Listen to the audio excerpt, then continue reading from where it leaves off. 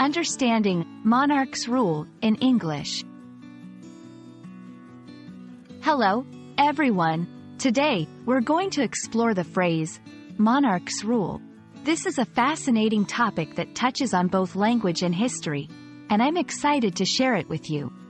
Whether you're a student, a language enthusiast, or just curious, this video will shed light on what monarch's rule means and how it's used in the English language.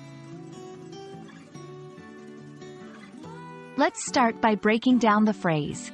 A monarch is a king or queen, someone who reigns over a country. The word rule in this context refers to the act of governing or leading. So, monarch's rule refers to the period during which a monarch is in power or the style and manner in which they govern.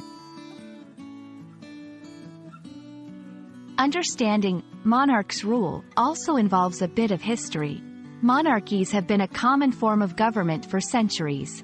In this section, we'll look at how different monarchs ruled their kingdoms and how their styles of governance affected their countries. This helps in understanding the diverse implications of monarch's rule in various historical contexts. In modern times, the phrase, monarch's rule, is often used metaphorically or in specific contexts. For example, in literature, a character might be described as having a monarch's rule over their domain, implying a strong, sometimes authoritarian control. We'll explore some contemporary examples to see how this phrase is used in today's English. Here, we'll compare monarch's rule with similar phrases like dictatorial rule or democratic leadership.